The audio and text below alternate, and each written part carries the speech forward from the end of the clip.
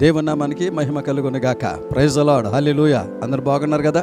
మరొకసారి ఈ ఆదరణ గడియ అనేటువంటి ఈ దైవిక కార్యక్రమం ద్వారా మరొకసారి మిమ్మల్ని, మీ కుటుంబాన్ని, మీ బిడ్డలు దర్శించడానికి దేవుడు ఇచ్చిన కృపను బట్టి దేవుడికి వందనాలు చెల్లిస్తున్నాను. దేవుడు మిమ్మల్ని దీవించును గాక. మంచిది. ఈరోజు దేవునికి వాక్యం ఉందామా? మీ కొరకు ప్రార్థన చేసినప్పుడు దేవుడు ఒక చిన్న అంశాన్ని దేవుడు బయలుపరిచాడు. ఈరోజు ఒక వ్యక్తిని మీకు పరిచయం చేస్తాను. ఆ వ్యక్తిని దేవుడు బహుగా దేవుడు దీవించాడు. ఆ వ్యక్తికి వెళ్ళిన చోటల్లో దేవుడు అతనికి తోడుగా ఉన్నాడు. ఎందుకని? అతని దేవుడు దీవించినట్లు, అతనికి తోడుగా ఉన్నట్లు ఈ రోజున ఈ ఆదరణ గడి అనే వాక్యాన్ని వింటున్న మీకు కూడా దేవుడు తోడుగా ఉండాలనుకుంటున్నాడు. ఎవరు అతను ఉన్నటువంటి అర్హతలు ఏంటో మీకు ఆ వ్యక్తిని మీకు పరిచయం చేస్తా. మనందరికీ తెలుసు, చాలాసార్లు వినుండొచ్చు. ఆ వ్యక్తి పేరు ఏంటంటే హిజ్కియా. ఈరోజు అతని గురించి కొన్ని విషయాలు నేర్చుకుందాం. దేవుడి వాక్యంలో మనం చూస్తే ఈరోజు దేవుడు మనతో మాట్లాడిన అంశం ఏంటంటే అతడు జయము నొందెను. ఆమేన్. ఈరోజు దేవుడు మనతో మాట్లాడుకునే అంశం ఏంటంటే అతడు జయము నొందెను.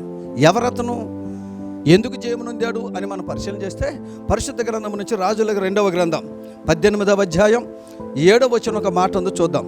కావున యెహోవా అతనికి తోడుగా ఉండెను, తాను వెళ్ళిన చోటల్లా అతడు జయము పొందెను. దేవుడికి మహిమ కలుగును గాక.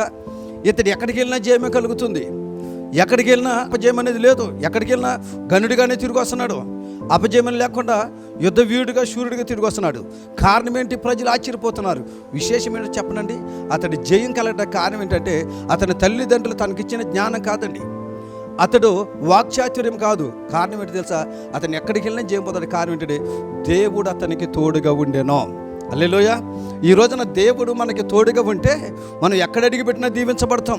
దేవుడు మనకి తోడుగా ఉంటే ఏ పని మొదలు పెట్టినా మనకు అంతా శుభమే జరుగుద్ది. మనకి దేవుడు తోడుగా ఉంటే నువ్వు వేసే ప్రతి అడుగు నేతిలో పడుతుంది.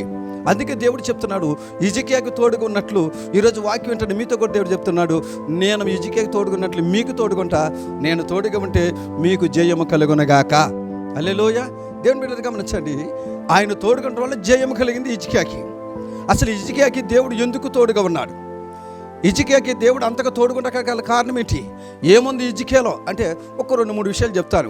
అదే 18వ అధ్యాయం 2వ రాజుల గ్రంథం 18వ అధ్యాయం 5వ వచనంలో ఒక మాట ఉంది. నేను చదువుతాను ఆ మాట చూడండి.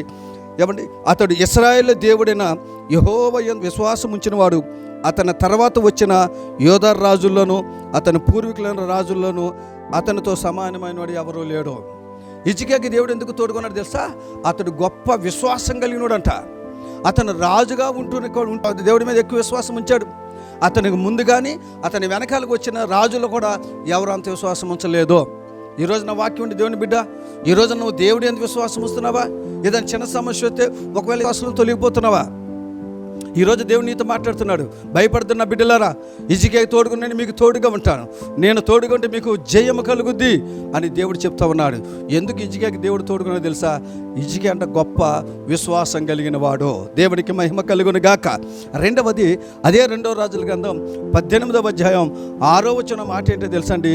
హిజ్కియా అన్ని విషయంలో దేవుని హత్తుకుని ఉండేవాడు.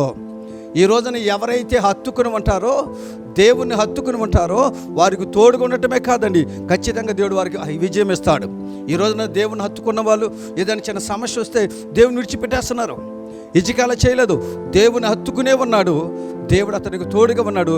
వెళ్ళిన చోటల్లో జయము పొందాను. ఇంకో మాట చెప్పనా? దేవుడు హిజ్కియాకి విజయం ఇవ్వగల 3వ కారణం చూడండి. అదే రాజుల గ్రంథం 18వ అధ్యాయం 6వ వచనం మాట ఏంటంటే ఆయన ఆజ్ఞలన్నిటిని, ఏదైతే ధర్మశాస్త్రంలో మోషే ఆజ్ఞాపించాడో ఆయన ఆజ్ఞలన్నింటినీ గైకొన్నాడు. అందుకే మోషేని దేవుడు హిజ్కియాని బహుగా దేవుడు దీవించాడు, జయమిచ్చాడు. దేవుడికి మహిమ కలుగును గాక. దేవుని బిడ్డలు గమనించండి, హిజ్కియాకి తోడుకున్న దేవుడు ఈ రోజున మీకు కూడా తోడుగా ఉండాలనుకుంటున్నాడు. హిజ్కియా ఏం చేశాడో అలా చేద్దాం, అలా నడుద్దాం. దేవుడు మనందరికీ తోడండి, అన్ని విషయంలో జయమిచ్చును గాక. ప్రార్థన చేసుకుందాం. దయచేసి తలనొచ్చండి, ప్రార్థన చేసుకుందాం. ప్రేమ కలిగిన మా తండ్రి, కృపగలిగిన దేవా, నీ స్తోత్రాలు. విత్తబడిన వాక్యాన్ని బట్టి నీ స్తోత్రం. హిజ్కియాకి తోడుగా ఉన్న దేవా, ఈరోజు ఈ ఆదరణ గడిన వాక్యం నాయన, ఈ దైవిక కార్య వాక్యం ఉంటే ప్రతి బిడ్డకి, ప్రతి కుటుంబానికి మీరు తోడుగా ఉండను గాక. మీరు తోడుగా ఉంటే జయం, మీరు తోడుగా ఉంటే మాకు ధైర్యం, మీరు తోడుగా ఉంటే మాకు కృప కలుగుతుంది కనుక తోడుగా ఉంటే నడిపించే సహాయం దయచేసి హిజ్కియా నడుచుకున్నట్టు ప్రతి ఒక్కరు నడుచుకునే కృపను దయచేయమని యేసు నామములో అడిగి పొంది ఉన్నాం తండ్రి. ఆమేన్. దేవుడు మిమ్మల్ని దీవించును గాక. ఆమేన్. అందరికి వందనాలు.